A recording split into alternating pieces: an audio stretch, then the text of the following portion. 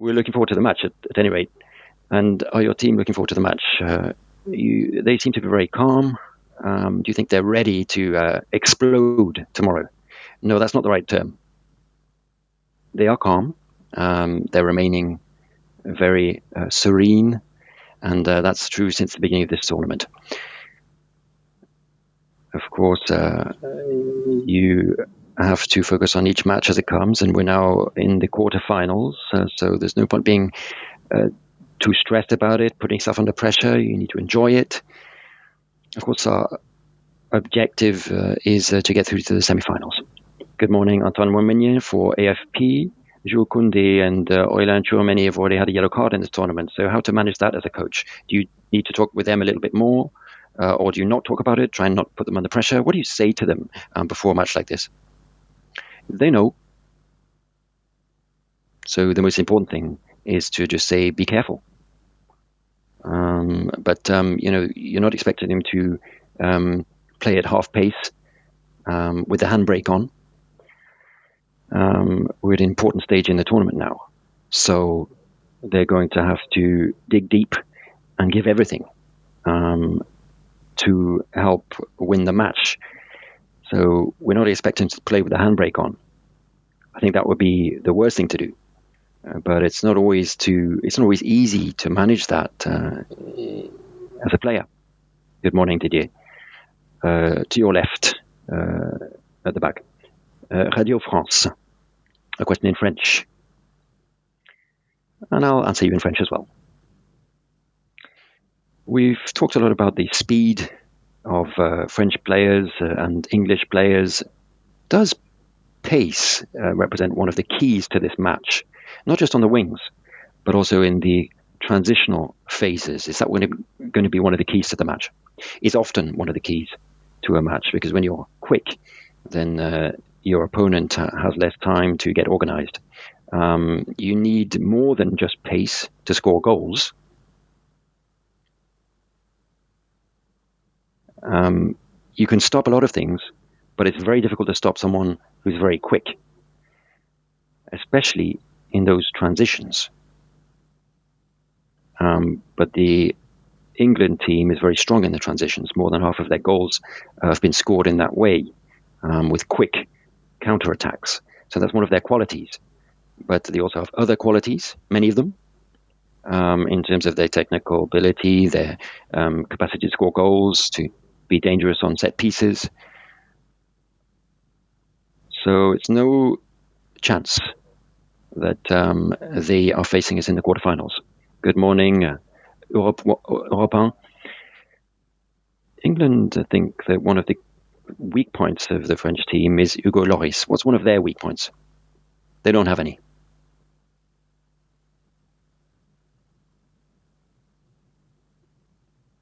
So you talk about the British media, but you also ask some tough questions sometimes of the team. But all teams have strengths. Not all of them have too many weaknesses, but some slightly less strong points, if you like. But they've had the opportunity to see us play in 4 matches as well, even though the third match wasn't very useful, perhaps, for them. But different players have different abilities, and afterwards, at the end of the day, you also need to make slight changes here and there. Try to identify the slight weaknesses of your opponents, areas where you think you can work on and attack them. The room, please. C'est quoi là? Non, Hein? Vidéo? Non? Ah, pardon, j'ai rien compris, c'est pas grave. Ah oui. Salut. Goodbye. Good morning, Didier. Louis Vic, Info Sport Canal. Have you ticked all the boxes that you wanted to tick this week in terms of your preparation in training and on set pieces? And how do you explain that set pieces was one of your strengths in 2018 in terms of your defense and your attack, but this year it seems to be one of your weaknesses? I don't agree with you, but I'm not here to tick boxes. We've had to focus on certain things, and if you need to focus on certain aspects of the game where you think you can make a difference, then that's something I add to training sessions.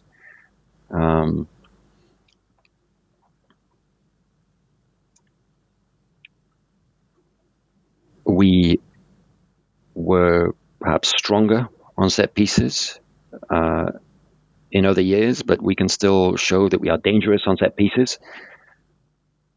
And I think we're stronger in certain areas. And it remains one of the strengths of the England team because they've scored quite a few goals on set pieces. Good morning, Didier. Le Parisien, right in the middle.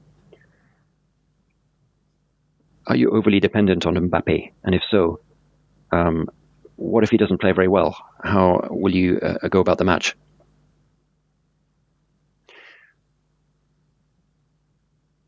I'm sure England will have prepared to face Kylian, as our previous opponents did. But Kylian is in a position to make the difference. And even in the last match, when he didn't have his best match, he didn't show his top form compared to previous games, he was still decisive. And we have other players that can be dangerous as well, and that helps us be over-dependent on Kylian. But Kylian is Kylian, and he always will be. And he has that capacity to make the difference at any moment in the match. Good morning, Didier. Charlotte Harper. The Athletic rapporté mercredi contre...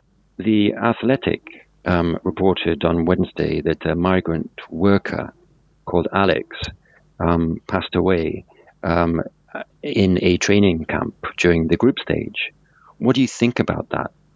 And then secondly, your federation has said that it supported a compensation fund for migrant workers.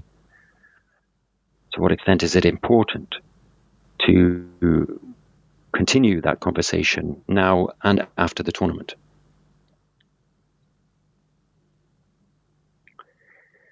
Well, it's always a sensitive topic, and it's not something that I want to talk about at length. I've just learned about it, and I would like to express my sincere condolences to the family and on behalf of the federation. But I know it may be a priority for you today, but actually my priority today is the match tomorrow. We're involved in a tournament here. And now that doesn't mean we're not totally insensitive to what goes on outside the football, but you shouldn't mix everything up.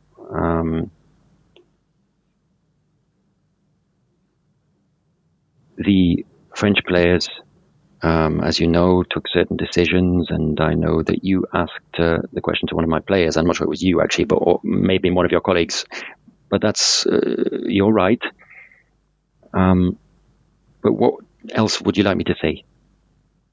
You've asked the question, but you basically knew what I was going to reply. Now, I'm not trying to avoid the question,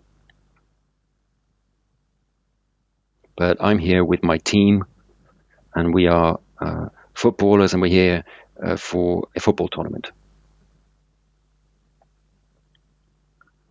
And footballers, unfortunately, are not in a position to resolve problems outside football necessarily. And this is more than a problem, of course. It's someone who's lost their lives.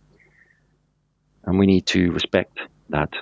But it's not necessarily going to help by talking about him.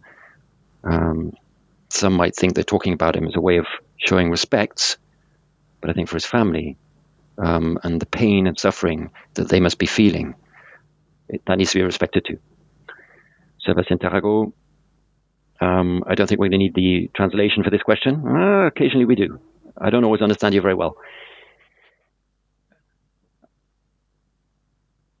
You don't understand my reply. You don't listen properly to what I'm saying. That's your problem. You don't need a translator.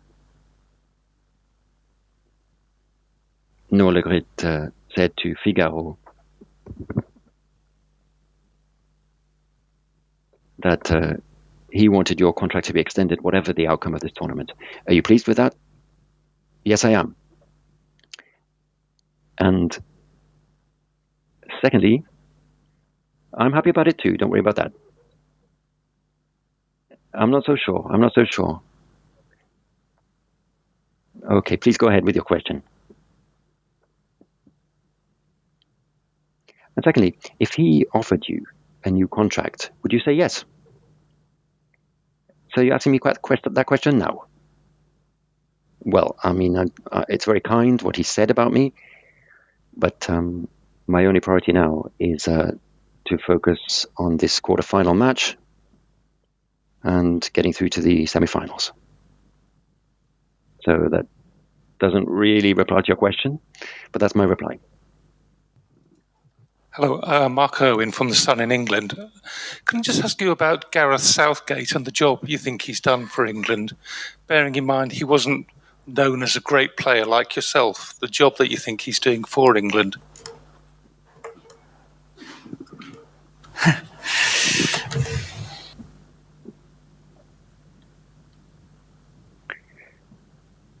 I very much like Gareth. We've met on a number of occasions, and we've talked about a number of things. And if I've understood correctly, not everyone appreciates him so much in his own country.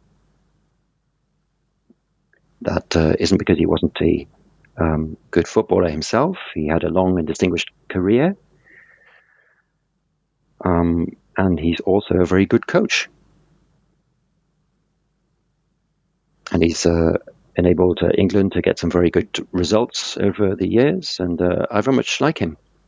I very much like him.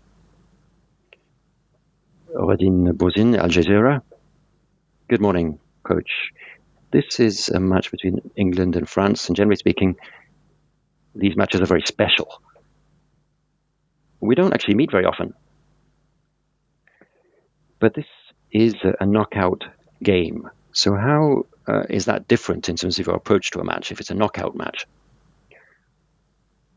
Well, it's the same for England, and it's the same for all of the teams who were lucky enough to get through to this stage in the tournament.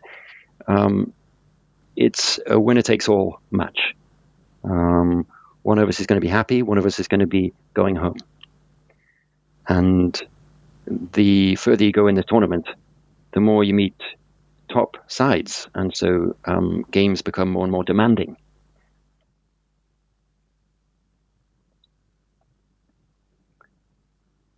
And they're more and more exciting as well.